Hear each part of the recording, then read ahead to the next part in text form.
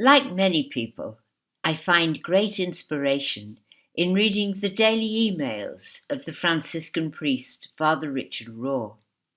I save those I'm particularly struck by, and this happened with one I read 3.5 years ago, in which he talked about prophets being on the edge of the inside.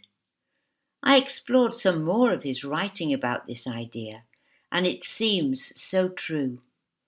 He suggests that very often, if you live at the centre of something, you're likely to begin to confuse the essentials with the non-essentials, whereas living on the edge of the inside, you have learnt the rules well enough to know how to break the rules properly, which is not really to break them at all, but to find their true purpose.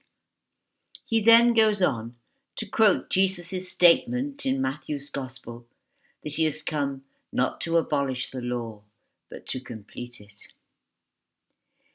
This set me thinking about how much of what we read of Jesus in the Gospels is about his engagement with people on the margins of what we might term the in-group, and also, while he himself treads those margins, reaching out to those completely outside. I suppose this explains his unpopularity with members of the in-group in first century Israel.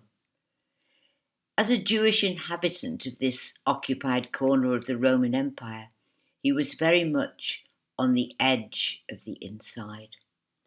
Some of those who were at the centre, who were the in-group, imagined a very different version of the long-awaited Messiah than the one they got. Those who witnessed Jesus' reception by John the Baptist and listened to his words and teaching were doubtless full of expectation that here at last was the man who would overthrow the Roman occupiers and become king of a newly freed Israel. But he failed. He was a disappointment. For many, that meant he was not the Messiah. Mark, in his account of the crucifixion, draws this out in an episode we're all familiar with. They put a purple robe on him, then twisted together a crown of thorns and set it on him, saying, "Hail, King of the Jews! Let this Messiah, the King of Israel, come down now from the cross that we may see and believe."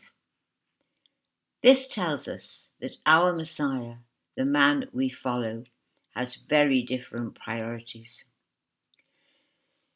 Before I talk about the kind of priorities that the Gospel accounts suggest Jesus did have, I'd like to tell you a little bit about myself. I used to have a job I really enjoyed, working in a local university. It was a fulfilling and enjoyable job, so much so that when the time came for me to retire, I felt at a bit of a loss. What was I going to do? It's a common enough experience, and there are all kinds of answers. Do something you've never done before. Learn a new language. Then someone I knew suggested I come and help with the English teaching at Asylum Link, the Centre for Refugees and Asylum Seekers next to our church. It opened the door for me to a thoroughly enriching experience. These people were certainly not at the centre of the inside. They were people very much living on the margins of our society. Yet what wonderful people they were. I felt very humbled and indeed embarrassed that they insisted on regarding me with so much respect, addressing me as teacher rather than by my first name.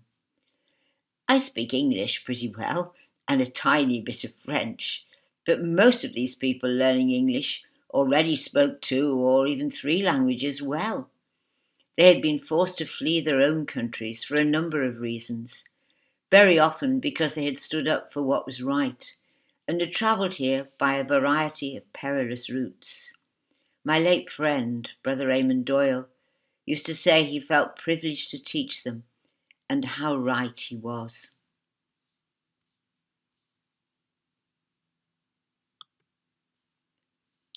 As we know only too well, there is a horrific amount of prejudice against these people. Perhaps there was a similar kind of prejudice against the Canaanites in Jesus' time. Yet throughout his ministry, Jesus shows concern for outsiders, the unwanted and the rejected. The story of the Canaanite woman is a particularly important example. His initial response to her request for the healing of her daughter echoes exactly what many of his hearers would have expected him to say. It is not right to take the children's bread and toss it to the dogs. His followers would expect the man they saw as their leader to reject this member of a despised pagan nation. But he doesn't. His initial suggestion that he will merely enables him to demonstrate her great faith and her worthiness. In our own society, many are excluded on grounds of race and nationality. The current Black Lives Matter campaign is there because it is sorely needed. Social media has provided people with an opportunity to publicly voice their absolutely abhorrent discrimination on grounds of race.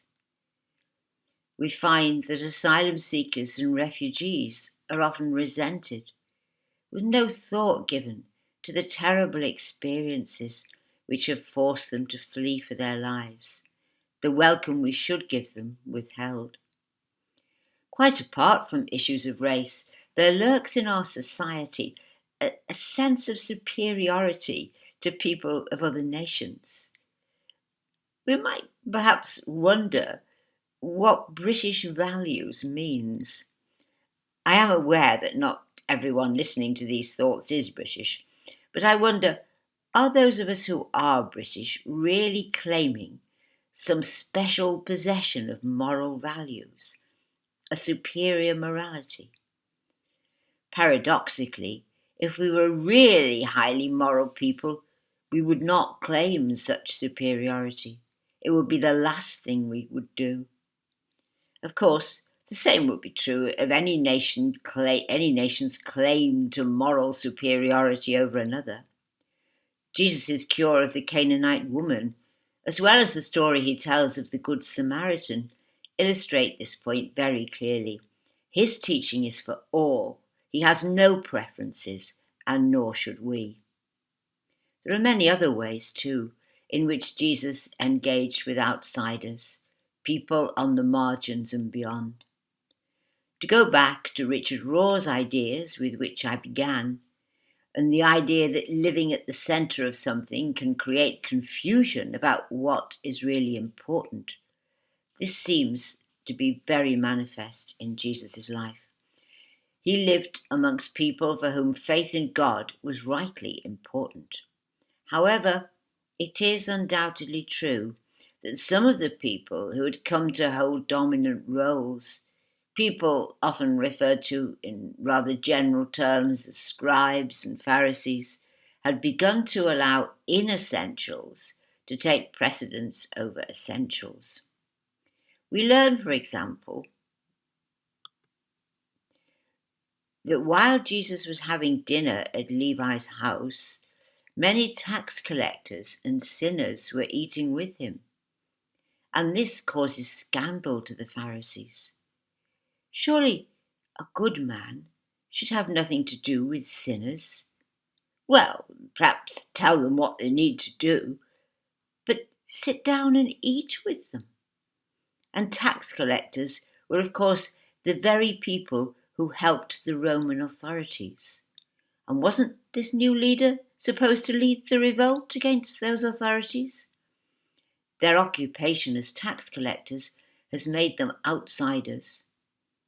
And perhaps I have sometimes judged people by their occupation, seeing my own way of living, of making a living, as somehow morally superior.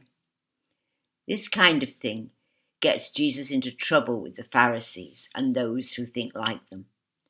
For example, he shocked people by refusing to observe the fast observed by John the Baptist and his disciples.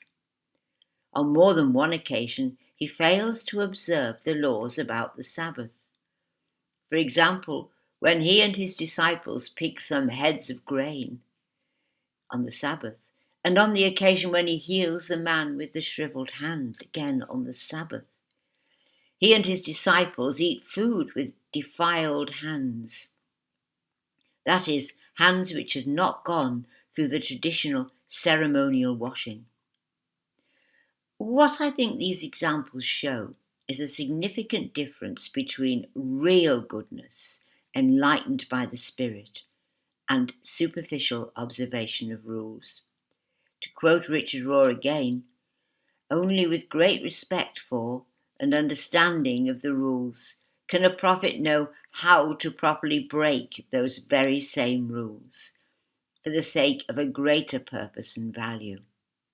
Yet, by breaking those rules, one puts oneself on the edge of any established organisation. I think sometimes this happens in our own Roman Catholic Church.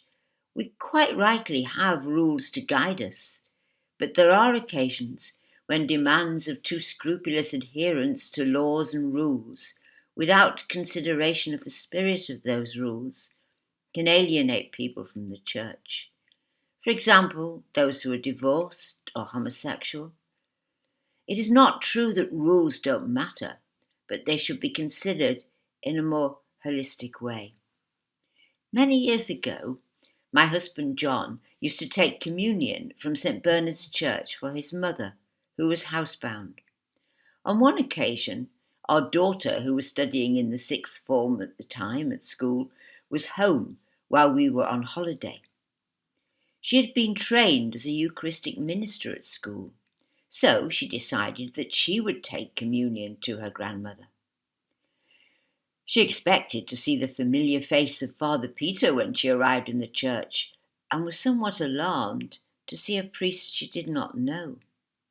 Some of you listening to this will remember a wonderful Passionist priest, Father Austin Smith, who died some years ago. When it came to the time to receive communion, Rachel approached with the pyx in her hand with great trepidation, expecting, since she was obviously rather young to be a Eucharistic minister, to undergo a cross-questioning about her ability to administer the sacrament, asked to prove her worthiness.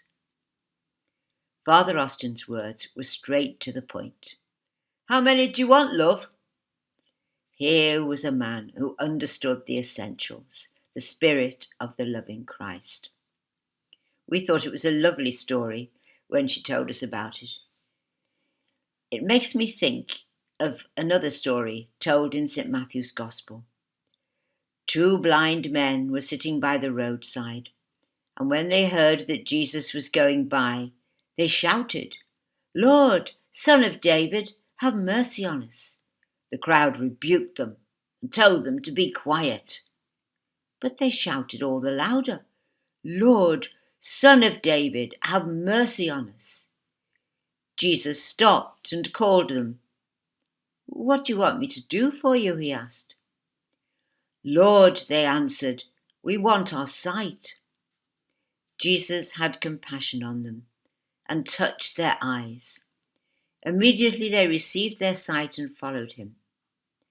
This little incident makes it so clear. To the crowds following Jesus, these people are just a nuisance, interrupting and distracting the teacher from the teaching he was carrying out. But Jesus did not hesitate. He knew how he should respond. There are many examples in the Gospels of Jesus' approach to the outsider or the marginalised.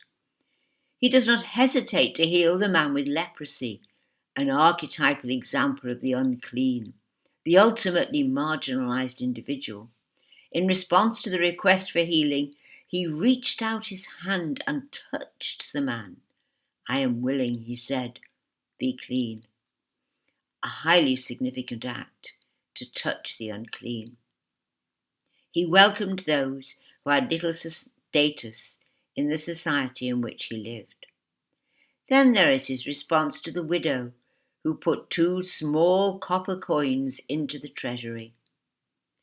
This poor widow has put more into the treasury than all the others. What a statement.